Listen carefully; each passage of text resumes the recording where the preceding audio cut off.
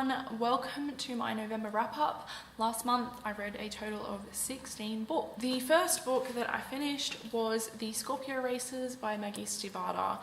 Maggie Stiefvater is a massively popular book writer on YouTube, and this book follows an island where there are water horses, and water horses are basically horses that are very aggressive, almost like beasts that come out of the water. And on this island, the residents catch the water horses, and every year there's this big race called the Scorpio Races, where everyone rides the water horses, even though it's extremely dangerous, and the winner gets, you know, a lot of money. It follows a girl who's decided to enter the Scorpio Races riding on her regular horse.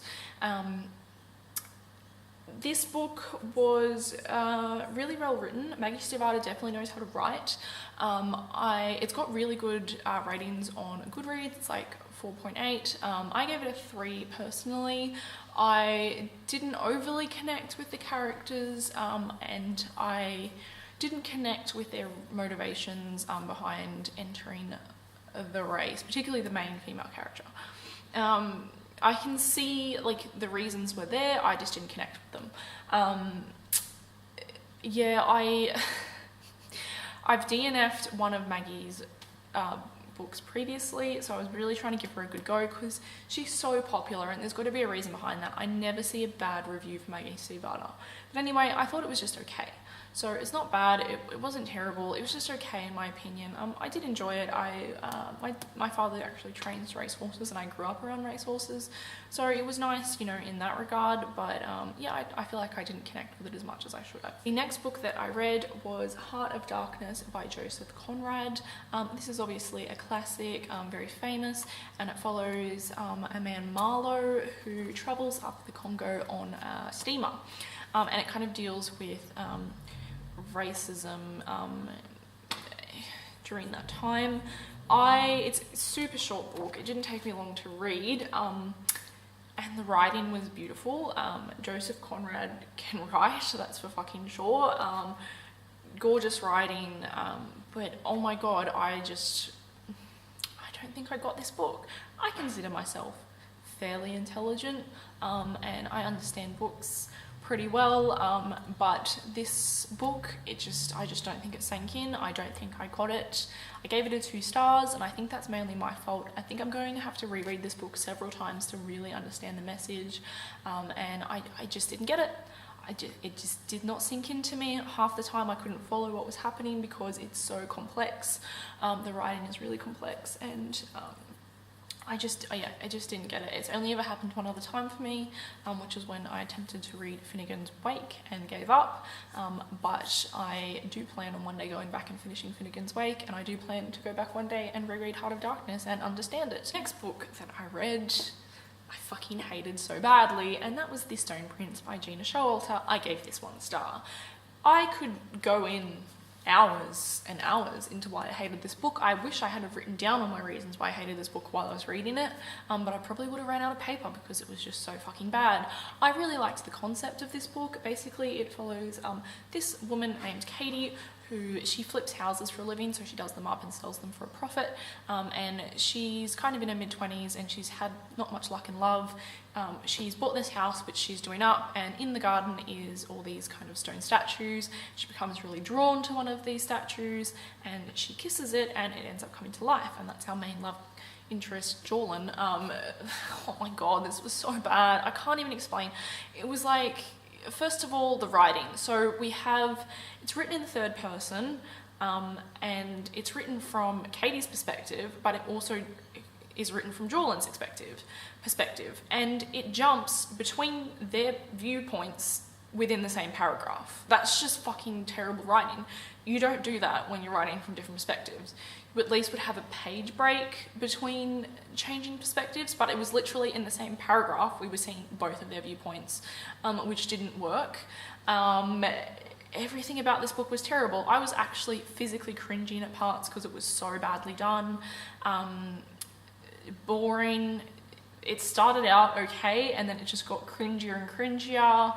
Weird subplots, just terrible basically. Problematic for sure. Yeah, I'm getting rid of this like straight away. It's straight into my unhaul pile. It was really bad.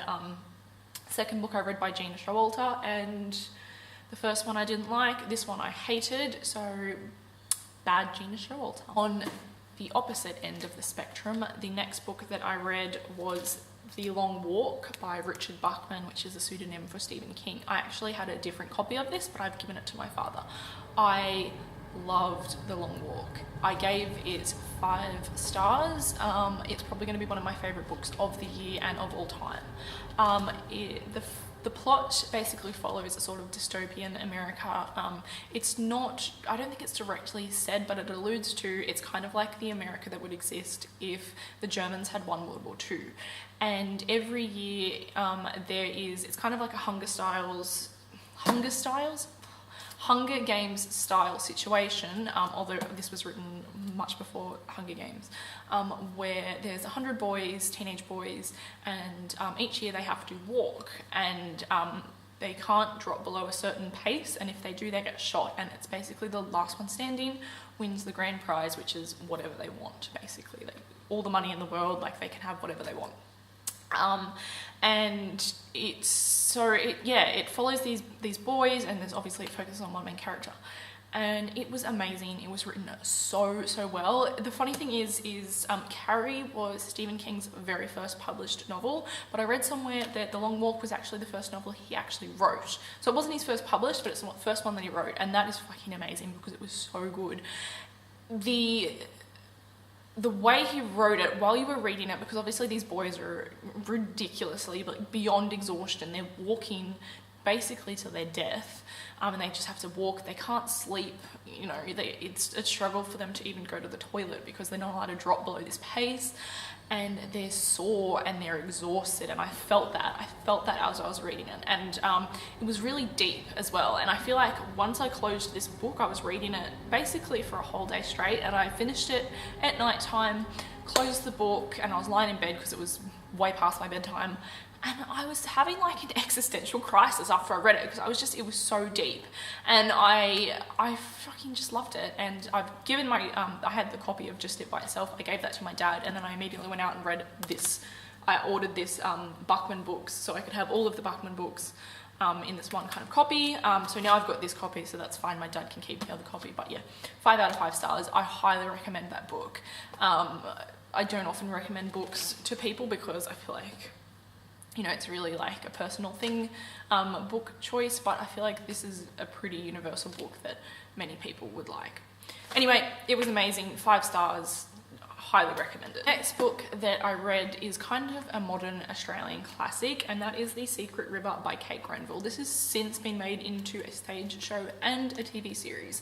I haven't seen either the stage show or the TV series, and I've only just read the book. Now, this is quite revered, and it follows a man named William Thornhill, who is sent from London to Sydney as a convict during the colonisation of Australia.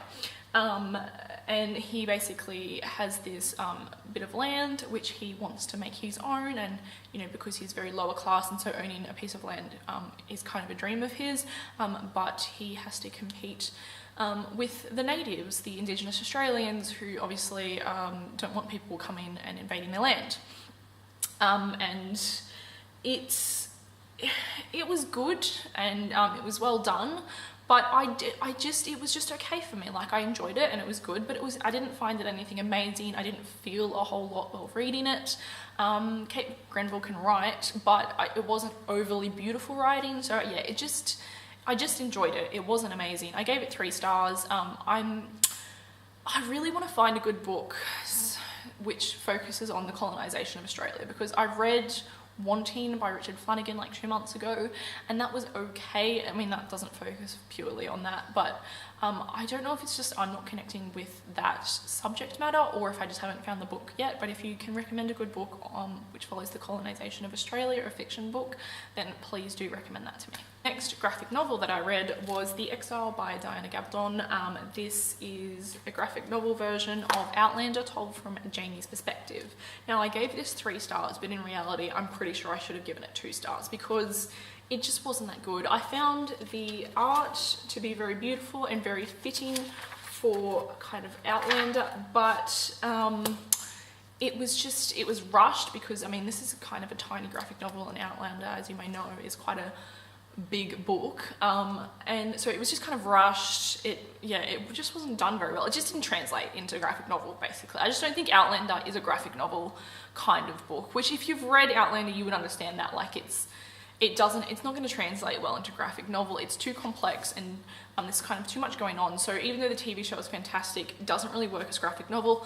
I only just bumped it up to 3 stars because I love Jamie, I love Outlander, and I love the artwork, but in reality this is probably more of a 2 stars. It just wasn't great as a story. The next book that I finished, I feel like I'm gonna cop shit for, but this was Maggie Stivada's The Raven Boys. Okay, so after the Scorpio Races was just okay, I was like, you know what, I'm going to dive into The Raven Boys because everyone on BookTube loves this book. I have not seen a bad review about it, and not only do people love this, they become obsessed with it, like they love it. And so I've actually owned it for quite a while. I bought it brand new on National Bookshop Day like 2 or 3 years ago, and so I decided to jump into it, and I did, and I just didn't love it. I didn't love it. It was okay. Again, it was just okay. I didn't feel like it was anything special. Maggie Stivada does have beautiful writing, but I just didn't love it. I wanted to love it so badly. I did, and I didn't. And you know what? I'm not going to dwell on it. That's fine. Maggie Stivada just obviously isn't for me, and I feel like a little bit like left out from the crowd of everyone loving her. But you know, whatever. There's plenty of things that I love that I'd rather read, so I'm just going to leave it at that. Again, it's not a bad book. It was okay. I just didn't connect with it. So I don't know. I don't know what's wrong with me. The next book that I listened to on audiobook, so I don't have a physical copy of, though I really want to buy one now, was Oryx and Crake by Margaret Atwood. So this is the first book in the Mad Adam trilogy, and it basically follows a man after basically the whole human race has been wiped out, and it's this kind of science fiction world where gene splicing has just gone mad. So like people are gene splicing animals and creating viruses and all kinds of crazy stuff. It was really, really unique. It's funny. It was well done, and I really loved it. I don't want to say too much about it because I went into it kind of not knowing what it was about, and I liked that. It was kind of like figuring everything out. It was really fun, and then so that I gave it 4 stars, and then I immediately picked up The Year of the Flood, which I own a physical copy of, and gorgeous cover. I love this cover. Really, really pretty, and you've got a picture of Margaret Atwood on the back, and I gave this 4 stars as well. I actually think I enjoyed this one more than I enjoyed the first one, and yeah, I obviously can't tell you too much about what happens in this. It does follow new characters, although all the characters kind of interconnected. My God, Margaret Atwood can write a story. Like, it's just so well done.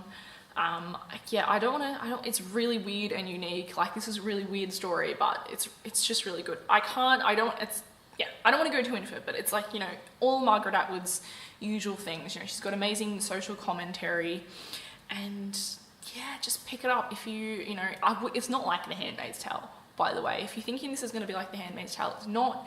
It's kind of wacky science fiction, but still really deep, but just a bit weird and crude, and yeah, really good. If that sounds like your thing, I highly recommend picking up this trilogy. I've since read the 3rd one as well, which will be in my December wrap-up, but yeah. The Year of the Flood, Oryx and Crake by Margaret Atwood. Next book that I picked up and finished was on my Tessa Dare. I'm pretty much been reading a Tessa Dare every month, and that was the Duchess Deal. So this is the first book I've read which wasn't part of the Castles Ever After series by her, and the plot of this book is there is this girl who she works as a seamstress, and she goes to demand payment for a wedding dress which she made, which she was never paid for, and she goes to the fiance of the woman the ex-fiance of the woman who ordered the dress to kind of demand payment. And he's there, and he is this kind of tortured, jaded war hero who's very scarred from war, and he's just been dumped by his ex-fiance, and he's decided that he needs a wife. and to make an heir for him. So she rocks up in a wedding dress saying, pay me for, you know, making this wedding dress. And then he goes, well, how about you just marry me because I need a wife? So they kind of make this deal of, you know, she'll marry him and produce an heir, and then, you know, she kind of gets like all these riches, and she has her own reasons for like wanting to have all these riches and kind of move up in society. It was really fun. It wasn't as good as the other Tessa Dare books I've read, so I gave it a 3 stars, but, you know, it was enjoyable, it was a bit of fun, but yeah, it just didn't have that, like, I don't know, it didn't have that spark that the other books I've read by her had, but still okay. Now, the next book that I picked up was another Gina Showalter, and there's a fucking ghost in my house. What the fuck? Anyway, the next book that I picked up was First Life by Gina Showalter. Now, this book I owned because I actually went for a job interview at Harlequin, who publishes this, and they gave it to me in the job interview. Like, they just gave me a bunch of books. Like, Harlequin are awesome. I never ended up getting the job, but I just enjoyed the whole process of interviewing there. But they gave this to me, so I had it sitting on my shelves, and after the first 2 failed attempts at reading Gina Showalter, I was like, all right, I'm going to give Gina Showalter one last chance, and if this is shit, I'm never reading her again, and I'm getting rid of all of her books.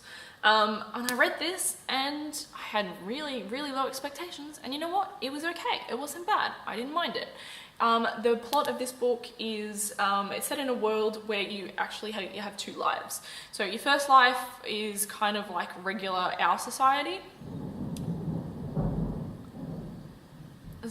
Did you hear that thunder? Oh my god, it's about to fucking pour down. Anyway, so your first life is basically, it's kind of set in our society, although it's a little bit, kind of science fiction, kind of fantasy. I don't know how to place it.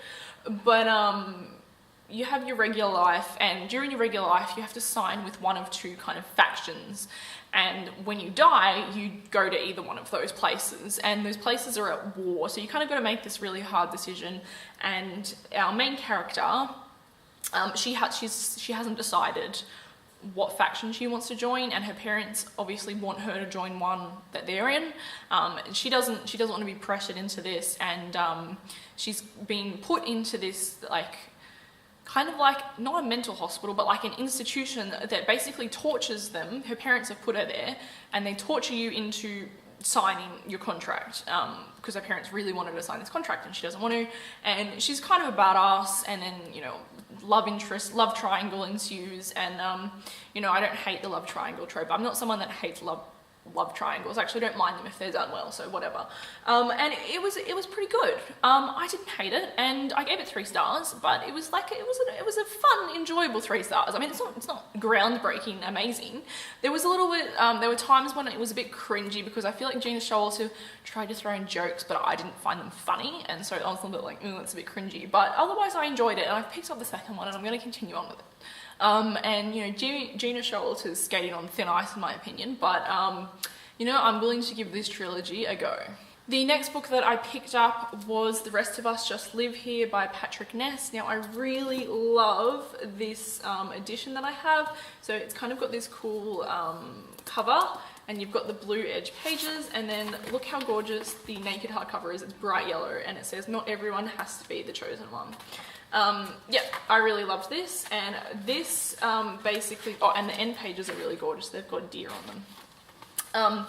But this basically follows these kids, and they live in this town, and it's kind of like your typical YA tropes are happening, but they're happening in the background. So we're focusing on the main characters, but in the background there's what they call the indie kids, and the indie kids are basically like Bella from Twilight, and you know, your main characters of YA novels, and they're kind of like battling demons or vampires, and at the start of every chapter you kind of get like a little update on what's going on with the indie kids and how they're like battling these like immortals and stuff, and then you kind of just jump back into our regular main characters' lives, and they're dealing with, like, you know, they've got problems themselves, they've got, you know, problems with their parents, or they're dealing with like our main character has OCD, and there's all these different things going on, and I thought it was done really well. I really loved it. It was a great concept, it was fun, it was funny, a great diverse cast was involved, and it was great. I really enjoyed it, and I gave this a 4 stars.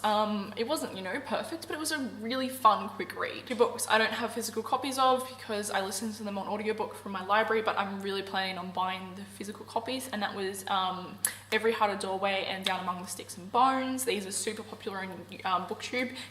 If you don't know what like they're about, it's basically set in a school where kids who have come back from portals all go to. So these are like, you know, Alice in Wonderland who's fallen down the rabbit hole and she comes back, and or like the kids that went into Narnia come back, and you know how they deal with life after traveling to these other worlds. And this book, well, these 2 books were fantastic. Really well done. Last book that I read in November was Geralds Game by Stephen King. This was recently made into a movie on Netflix, which I haven't seen yet, but basically it follows a husband and wife who go out to their lake house in the middle of nowhere, and they're playing a kind of sex game where she's handcuffed to the bed. When they start in that, her husband has a heart attack and dies, and she's kind of left there chained to the bed and in the middle of nowhere, and it follows what happens after that. This was done really, really well. You'd think it would be quite boring, just set in one single scene, her chained to the bed, but it's done really well. Obviously there's use of flashbacks and inner dialogue going on. It was really deep, and she kind of goes through this whole journey herself, and it was also really creepy. Kind of creepy, gross things happen. There was one scene in this book, and if you've read it you probably know which one I'm talking about. Oh god, I couldn't read it. I don't want to give anything away, but it's the first time I've had to put a book down because it was so disgusting, and it was just, I couldn't, it was grossing me out. So I had to put it down for a little while and then pick it back up because I was so creeped out by one book. Obviously I need to read more Stephen King because I've heard he does that quite a lot. But yeah, I gave this 4 stars, really enjoyed it, and it was a really great way to end the month. Anyway, that's it. That's all 16 books that I read this month. I look forward to seeing you in my next video. Bye!